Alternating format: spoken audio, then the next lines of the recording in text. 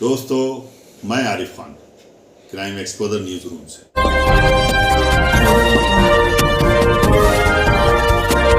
दोस्तों, आयोग द्वारा चुनाव की तिथियों के ऐलान के बाद रामपुर जिला प्रशासन ने भी अपनी तैयारियों की जानकारियां दी। रामपुर जिलाधिकारी ने प्रेस कॉन्फ्रेंस बुलाकर तमाम बातें बताई और उन्होंने हर बिंदु के ऊपर बात की कि किस तरह से पोलिंग बूथ बनाए गए हैं, किस तरह से पिंक बूथ बनाए गए हैं, किस तरह से बुरखा नशीन बूथ बनाए गए हैं।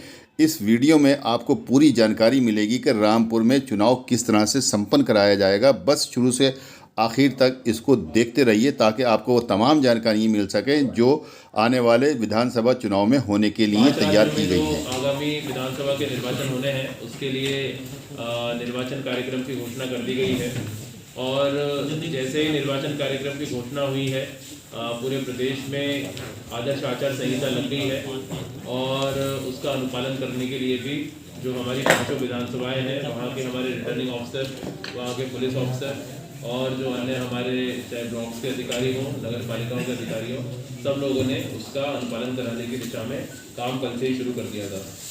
जो हमारे जनपद में 5 जो विधानसभाएं हैं, 34 स्वार, 35 चमरोवा, 36 बिलासपुर, 37 रामपुर, 38 मिलक, इन 5 विधानसभाओं के लिए जो हमारा निर्वाचन का कार्यक्रम है वो द्वितीय चरण में उसकी घोषणा हुई है। दिनांक 14 फरवरी 2022 को निर्वाचन मतदान की प्रक्रिया यहाँ पे संपन्न होगी और उसके लिए जो नॉमिनेशन का प्रोसेस होता है वो हमारा 21 जनवरी 2022 से शुरू होगा। यानी कि हमारे जनपद में 5 विधानसभाओं के लिए डेट ऑफ नोटिफिकेशन हमारा 21 जनवरी 2022 होगा और नॉमिनेशन पत्र प्राप्त करने की अंतिम दिनांक 28 जनवरी 2022 होगी। जो स्क्रूटनी होती है, नाम निर्देशन पत्र की जांच होती है, उसका 29 जनवरी 2022 को कार्यक्रम निर्धारित किया गया है। नाम वापसी का जो अंतिम दिनांक है वो 31 जनवरी 2022 डिसाइड किया गया है। मतदान का दिनांक जैसे मैंने आपको बताया 14 फरवरी 2022 डिसाइड किया गया है और मतगणना पूरे प्रदेश की एक साथ होगी, तो वो 10 मार्च 2022 को हमारे यहाँ पे मतगणना का कार्यक्रम संपन्न होगा और 12 मार्च 2022 तक निर्वाचन की जो पूरी प्रक्रिया है उसको पूर्ण कर लिया जाएगा और इससे संबंधित जितनी भी औपचारिकताएं हैं वो सब पूर्ण कर ली जाएंगी। क्योंकि कल से आदर्श आचार संहिता शुरू हुई है तो जो हमारे जनपद के विभिन्न विधानसभाएं हैं उनकी जो मूलभूत हमारी क्या तैयारियां हैं, क्या हमारे उसमें डेटा है, वो भी मैं आप सबसे पूर्व में भी हम लोग शेयर करते रहे हैं। पर चूंकि अब निर्वाचन की घोषणा हो गई है तो फिर से मैं उसको दोहरान आप सभी के सामने करना चाहूँगा। पूरे हमारे 5 विधानसभाओं में मिलाकर 1123 मतदान केंद्र इस बार हमारे इसमें प्रक्रिया में रहेंगे। विगत 2019 के इलेक्शन में 1102 थे। इस बार चूंकि माननीय आयोग द्वारा जो पहले 1500 वोटर पे एक बूथ बनता था वो घटा के पहले 1200 किया गया था, अब कल 1250 कर दिया गया है, तो 1250 वोटर पर हमारा एक बूथ होगा। तो उस प्रकार से हमारे 1123 मतदान केंद्रों की संख्या फाइनलाइज हुई है। इन सभी मतदान केंद्रों पर जो बूथ होते हैं, पोलिंग स्टेशन जिसको बोलते हैं, वो 2058 हमारे पोलिंग स्टेशन होंगे। इस बार जो हमारे मतदाता हैं पूरे जनपद में वो है 17,03,367 ये कुल मतदाता हैं, जिसमें से पुरुष मतदाता हमारे 9,05,235 हैं और महिला मतदाता हमारी 7,97,938 हैं। अन्य में 194 वोटर भी हमारे हैं। हमारे जनपद का इस प्रकार जो ईपी रेशो जिसे कहा जाता है, इलेक्टर पॉपुलेशन रेशो, वो 60.28% है, जो कि आयोग के मानक के अनुरूप है। जो जेंडर रेशो है यानी 1000 पुरुषों पर जो महिलाओं की संख्या है वो हमारे जनपद में 881 है और जो 18 से 19 वर्ष के वोटर हैं, जो युवा वोटर हम जिसको बोलते हैं, जो पहली बार अपने मताधिकार का प्रयोग करेंगे, ऐसे वोटरों की संख्या लगभग 33,000 है, जो कि हमारी मतदाता सूची के हिसाब से 1.98% के आसपास होता है और जो कि पूरे प्रदेश में हमारे टॉप 5 जो जनपद हैं उनमें हमारा जनपद था। तो इस दिशा में हमारे जनपद में बहुत अच्छी और उल्लेखनीय प्रगति हुई है। जो हमारे नामांकन स्थल बनेंगे वो सभी हमारे जनपद स्तर पे रहेंगे, कलेक्ट्रेट में ही रहेंगे और जो स्वार का न्यायालय अपर जिलाधिकारी, चमरोवा न्यायालय नगर मजिस्ट्रेट, बिलासपुर न्यायालय उप जिलाधिकारी सदर, रामपुर न्यायालय जिलाधिकारी रामपुर और मिलक न्यायालय बंदोबस्त अधिकारी, इनके यहाँ पे हमारे नॉमिनेशन रूम रहेंगे। तो इस सभी की जानकारी भी आपके माध्यम से हमें देनी थी। मतदान कराने के लिए जो हमने प्लान बनाया है, हमने पूरे जनपद को 25 जोन और 154 सेक्टर में बांटा है। 25 हमारे जोनल ऑफिसर्स में काम करेंगे और 154 हमारे सेक्टर ऑफिसर्स इसमें काम करेंगे, जिनको हम लोग सेक्टर मजिस्ट्रेट भी कहते हैं।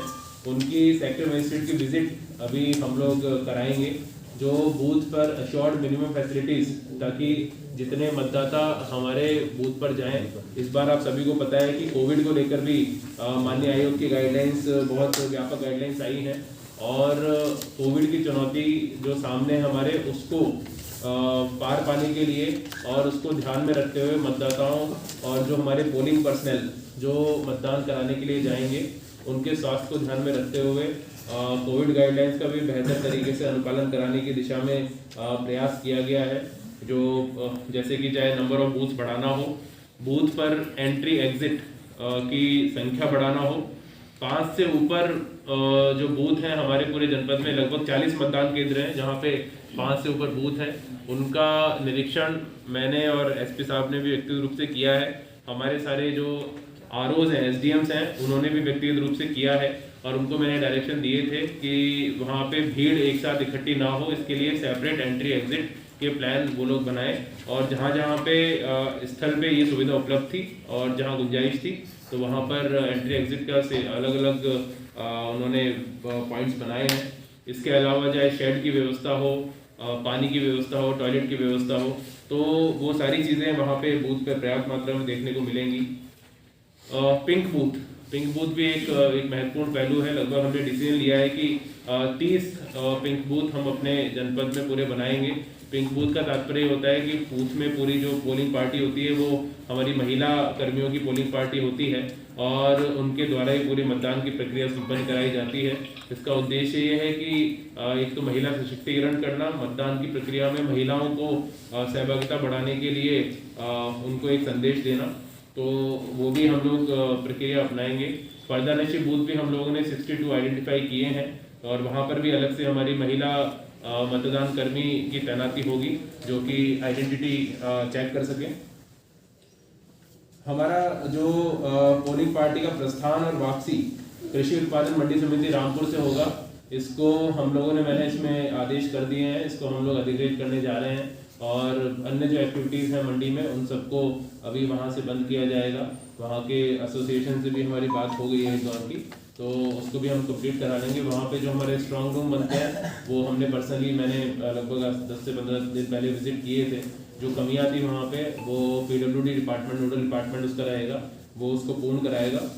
तो सारी जो हमारी कार्रवाई होगी वो वहाँ से होगी।